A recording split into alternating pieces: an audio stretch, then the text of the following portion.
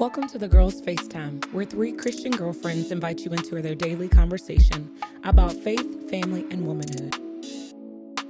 Join us as we navigate the ups and downs of life together, sharing laughs, tears, and everything in between. We aim to show the world that you can have fun, be saved, and cherish genuine friendships. Hey y'all, it's the Girls FaceTime. We're your hosts, Cassie, Keisha, and Ashley. Welcome back, everybody. Thank you so much for tuning in to the Girls FaceTime. We just got finished talking about friendships in our last episode, and our pastor preached about something recently and talking about community, and I just wanted to actually bring that up and kind of talk about it a little bit more in depth since we've been talking about friendships and relationships. How would y'all define community?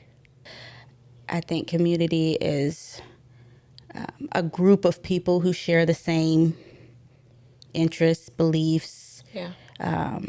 So you can draw support from a group, but you draw, I guess, support from your friendship as well, but more on an intimate level. So in my head, what I'm thinking is what I would tell my friends in a friendship, I won't blast to a community. Yeah. Right. So there's some differences there. You can still draw support and draw all the benefits of it, but it's just honed in a little bit more. You know who your people are. No, that makes sense. I think the one example that I could use to define what Keisha just said is, you guys are my friends, right? But like, your husbands are a part of our community. Mm-hmm. While I consider them my brothers, Yeah, I don't tell them as much as I tell you guys. You know what I'm saying? Like, we have a common interest, a common love for one another, but the depth of our friendship will not go specifically to your husbands. You know what I mean? Yeah. So yeah, I think that community is people that's going to show up for you when things get a little rocky. Yeah. Not saying that your friends won't, but your community, they'll show up when it gets a little hard. But your friends are going to be there, good days, bad days, Right. anything in between. You know what I mean? So I think that's the difference, just to piggyback off of what you said. Yeah. So with how important is it to have actual community, like outside of just friends? How important do y'all feel it is just to have community, or be a part of a community, whether it's church, work, I don't know, sports activities, or any other community that you might be a part of through your hobbies or things like that? Like, how important is it to have community? I think it's a huge part of just average everyday life. I don't think that it's easy to find friendship without a community. You've got to have some base. I think we are the product and the fruit of our community. Yeah.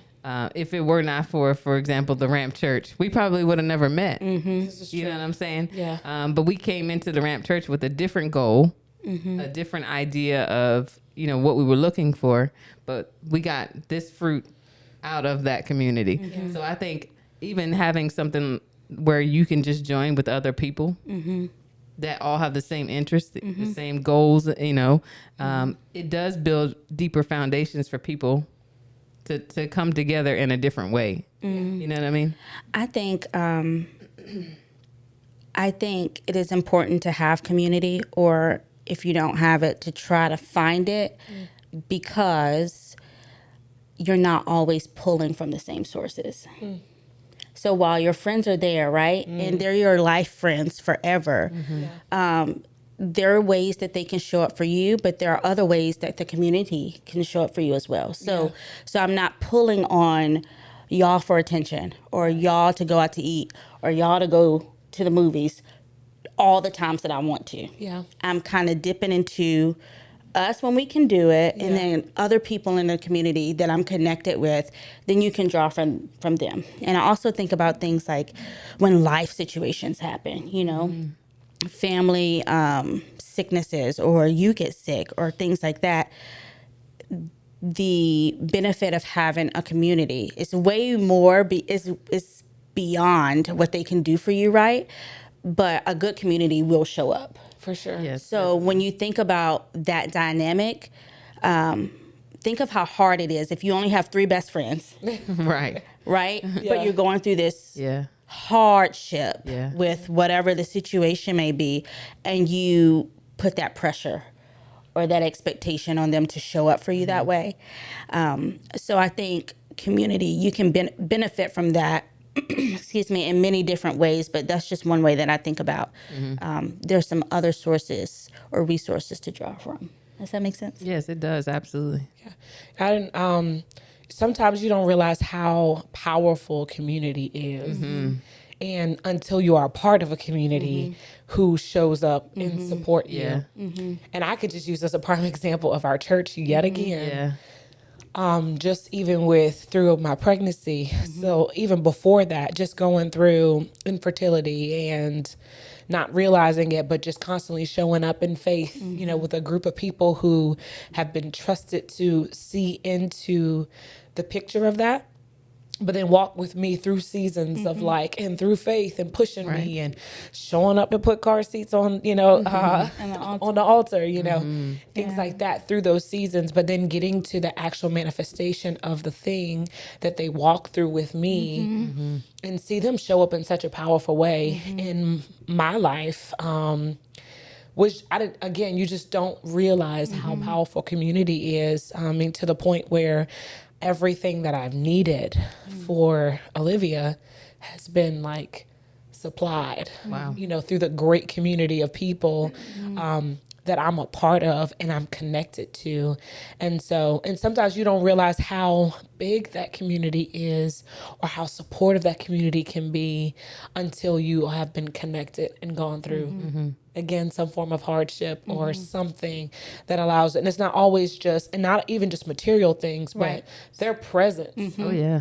and just showing up for me in many different seasons, but especially me being able to see it in this capacity now and how important, how powerful community is. So I think another thing that is a benefit of community is that it involves so many different people in so many different stages of life. That's good. And That's so while I would probably not call a 65-year-old my best friend, I have 565-year-olds very much. so true. in my community. And so I love the fact that the community is built on people in all different walks of life. Yeah. So that you can pull from those experiences and you can pull from those that have more wisdom or who've walked through things that you are going through or will go through. And I think that's beautiful. Yeah. Yeah, I definitely agree with that. When I was growing up, I used to hang out with the 65 and older. Sure you did. But the thing about it is there are things that they said to me as a teenager that I still pull from today. You know what I mean? As a married woman now with a kid, there are a lot of things that they said back then that I'm like, oh, whatever, or stuff I didn't think I would use. But, here I am pulling from their wisdom from many, many years ago. So I definitely agree with having people different ages and stages of people in one community. You have so many things you can pull from them. I love that. That's so true. So how do you grow a community? Is there a checklist? Is there, you know what I mean? Is there some form of layout or template on how you go about growing a community or engaging in a community? Because that can, although it's beneficial to have one, that can be intimidating. Yeah, I don't think it's necessarily a thing that you grow. I know that sounds weird, but I think that it's something you can probably establish or either join in with someone else's. I don't think for us, if I wanted to start, for example, a chess club or something, that's one way you can start a community. You bring people together who all have the same common interest of playing chess. You know what I'm saying? So that's how you can start one. But if you are able to walk into somebody else's already established community, there's nothing wrong with that either. I don't think there's a wrong answer for how to get into a community. It's whatever you're interested in, even if that's for a season. Yeah. Today I might like chess, tomorrow I'm playing basketball. Yeah. And those communities will change for me. It doesn't mean that I dislike the one or the other. It just means my interest has changed. Yeah. What should you go in with? Open mind. Yeah. I think you have to be open-minded because a lot of times when people walk into something with a new environment like that, and if they are closed minded, they will never receive from it.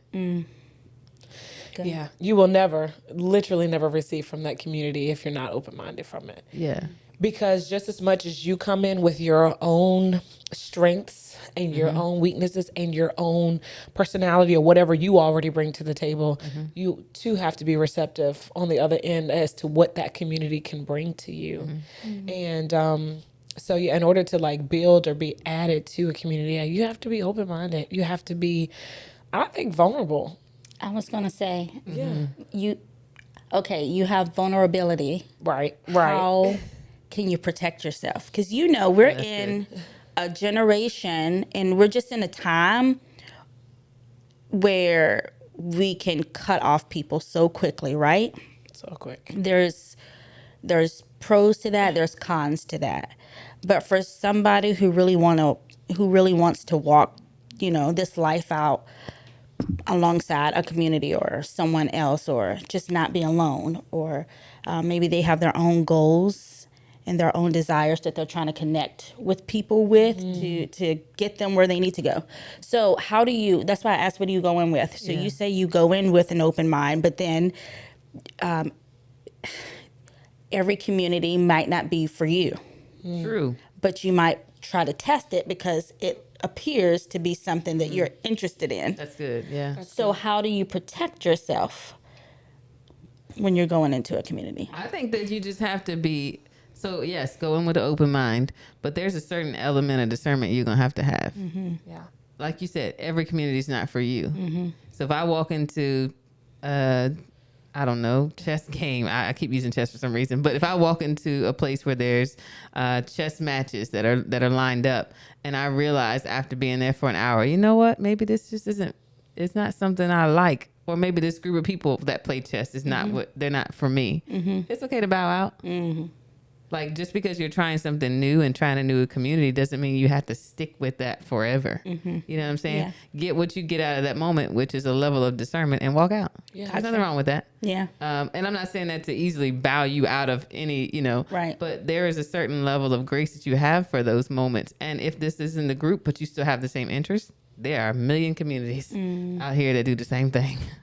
I think it's important too that you're talking about discernment. I think also just showing up authentically as who you are.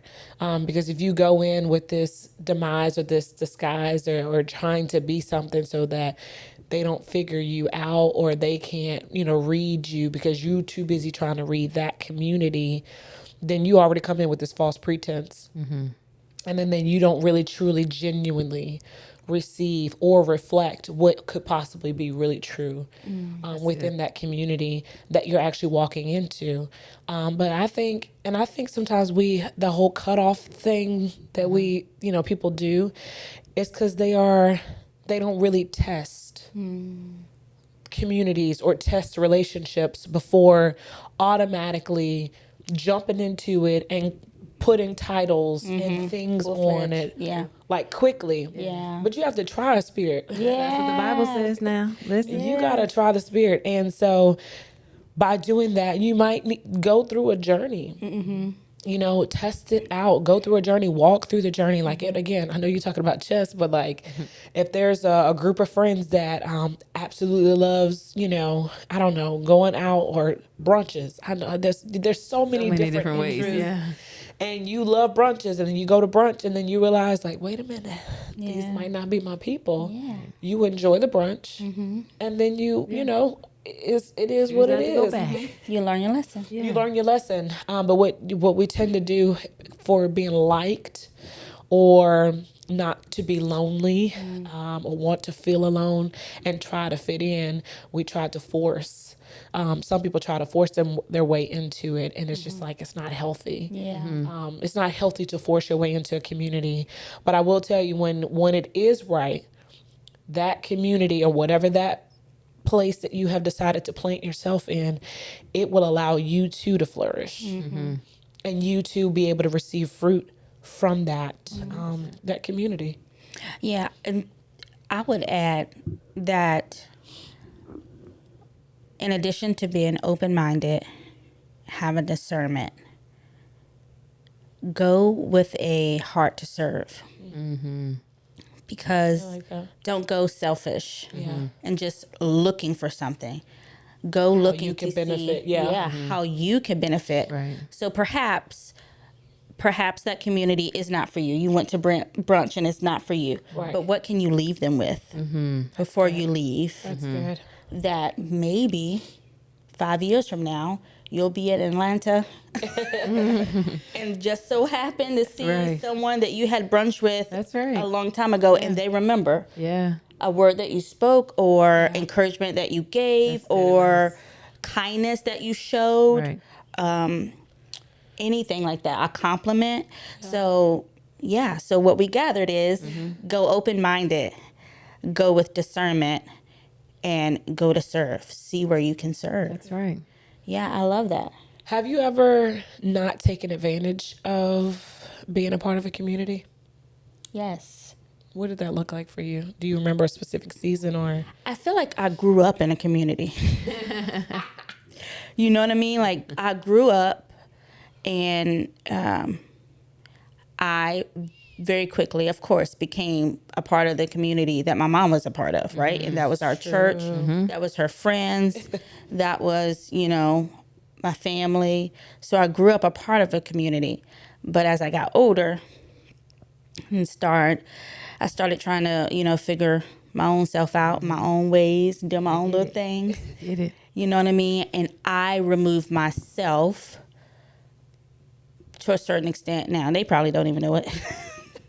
But I removed myself to a certain extent because of how I felt or what I didn't like or what I was comparing that community to that I was born into Yeah. versus what I see other communities look like. Yeah. And that was what I wanted. Yeah. So then you just remove yourself from what you were already a part of, thinking that the grass is greener Ooh-wee. on the other side, right? And so that was just a part of growing up. Yeah. The teen years Yeah. and becoming independent. That's what that looked like. What it also looked like is if you do it right and if you do it God's way, what it looks like is you returning back humbly, Saying thank you. saying, you know what I The mean? wise women who went back and said thank you. Not returning back with all of these pointing fingers, what you didn't do, what you couldn't provide. Right. No, you take ownership of why you left Amen. and return back humbly. Amen. And I think sometimes we make these stories up in our head. Now, the community, individual people, they've remained the same. Right. They didn't come in with disguises. Okay. They showed you their authentic Yes. self. Yes. That's so So true. that's not going to change. The story in your head has to change. And so that's what that looked like. Yeah. I think too, I'll piggyback off of that too. I think all of us are from small towns, every last one of us. Yes. I think something that is to be learned, even in what you just said, is it's okay to say that this season was good for the season that it was without tearing it down. Yeah. I benefited from it during this time in my life, which was fantastic. It was great. I'm grateful for what it gave me. But just because I have transitioned into a new community, I don't get to now say that wasn't all that. It wasn't Right. that good. No, it was great Right. for what it was and for the time period that it was. I've just now grown, which is something we naturally do. Yeah. And now I need this from a new community that maybe this one can't offer me. Yeah. But it doesn't make it bad. Right. You know what I mean? And I think that's something about where we are in this generation. We like to tear it down Yeah. just because we've gotten better at something. Yeah. I've gotten better Yeah. at this. My community's so good now. I love where I'm at. Yeah. They wasn't all that. I don't like being with them. No. They were great. And it's okay to say they were great for that Yes. time. You were younger. You were younger minded. You were younger, and so with maturity comes also a humbleness. And the humbleness says, thank you for what you gave me in this season. Absolutely. I'm grateful for the foundation that you built That you laid it. for me in this season. I have now adapted to a new community who is teaching me, who is actually applying more bricks to the foundation that you gave me. And so, I think we have to be more humble in that, in that thing. We can go back and say thank you. Absolutely. It's maturity. As It's you maturity. said. You're right. It's maturity. Yeah. Wow, I don't know why what you just said actually just really sparked how we are, our generation is constantly tearing down a community, and how quick to tear down a community. Oh, yeah. And rather just saying thank you, Yeah. and just building upon that. I don't know. I don't know why it's making me emotional now. Like Keisha was the one crying in all these last episodes. You didn't have to say that. I I mean, did it because did y'all hap- saw They it. didn't know that. They Y'all didn't know that. y'all It synced did it. happen. But I really wish that people would mature in a way that would allow them to see how powerful, yet again, I use this word powerful, community can be. Even if even if there is a change of community, even if you've got to go back to a community that you were once a part of and then you just didn't realize what you had. Yeah. All because we are people, right? We're human. We're going to be in error sometimes, and error can cause offense, and offense can breed so many other things that you just sometimes you never calculated for, and an offense can just take root, and then that root can just continue to grow into something else, and resentment, and all these other things. But if you allow yourself for people to grace them through, whatever season that they're in, because each community, you're only there, again, you're only connected based upon interest. There's still a whole person that is also outside of the interest of why you all got connected in the first place. And so going back to that place or apologizing and if it no longer serves you, it's okay Yeah. to walk away from that community. But do it in honor. I think that's the thing. Yeah. There's a way to leave a season with honor. Just because you left doesn't mean you have to tear it down. You know what I'm saying? Yeah. What is it that how would you I guess what would you suggest to somebody today to walk away if they choose to walk away, and how to walk away with honor and do it in an honorable way? I think it's about conversation. Yeah, that's It's what I was thinking. I think for me, and it's something that I say often, communication is just like blood to the body. Yeah. You rip out all the blood in the body, somebody's dead. Completely. You take out all the communication, it's dead. It's the same thing. It's the exact same thing. And so I think when somebody leaves a situation or leaves a community without having a conversation, it then creates narratives. People get to build their own narrative about maybe why you left. Oh, they're mad. They don't like us anymore. And maybe your reason for leaving is just totally you. Like, you know what? I just need something from this other place. There's something in me that's yearning for this next place. It's okay to say that. Yeah. Because now you don't allow other people to create their own narrative. And when you walk away, it doesn't have to be, y'all ain't nothing. Or what you gave me wasn't nothing. No. Thank you for what you gave me. Let's sit down and have a conversation. Right now, my season's changing. Thank you for what you gave me. It doesn't mean we still can't be connected by some means. Absolutely. But right now, because my season is changing and my community is going to start changing, I'm going to have to leave where I am. Yeah, I think maturity there again will give you that discipline and that ability to have communication, have that conversation with someone, and then yes, stay connected. Here's the thing.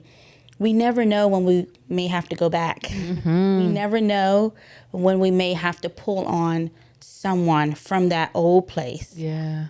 whether it be for anything, encouragement, the use of a skill, Truth. It's Okay. true. You never a know. job. Anything. So don't burn a bridge. And I just want to say to that person that maybe you left a community and maybe you have created narratives in your head. Pray about that thing. Ask the Lord for courage and wisdom.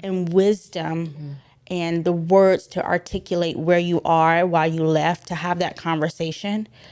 But I bet you anything that when you go back, it'll be as if you never left. The enemy likes to use isolation to torture us. Yeah. So true. His job is to wear out the saints, right? He wants to wear us out with how we think and how we process. And he does that when we're separated from a flock, Yeah. from community, from friends. So I just want to encourage you to pray about it. And I want to encourage you to ask God for those things, that wisdom and that way of communicating. I would even tell you to ask God to bring that situation to pass. Maybe you'll cross paths with someone and grocery store, Walmart, wherever, parking lot. You know what I mean? Anywhere. And you'll see them. And I just pray that it's easy for you to rebuild that relationship. But I bet you more than anything, when you go back, it'll be as if you never left. Yeah. And I also want to encourage anybody that you feel lonely, that you find community. And it is okay to try. It is okay to put yourself out there. It is okay to invite. You can start, if you go within the community, right? We're talking about the difference between community and friendship and how our friendship came out of community. Start with somewhere, someplace, something, and go from there. And out of that community, then, allowing yourself to put yourself out there and take your time. Yeah. Take your time in that community. Take your time understanding the community. Take your time also serving that community. Take your time, just with how you pour yourself into it and how you also receive from that community as well too. And I really do believe that there's so much fruit that comes from community, and I'm a recipient of that. I think we all are. I'm better. I think we because are. of that community, and there's so much resource that comes out of that, and it's powerful. And you too can benefit, and you too can add from that. Yes. I hope you guys enjoyed this episode today. Yes. Thank you guys for tuning in. Thanks for tuning in. soon. Bye. Thank you for tuning into the Girls FaceTime. Please like, share, and subscribe as we continue to explore faith, family, and friendship.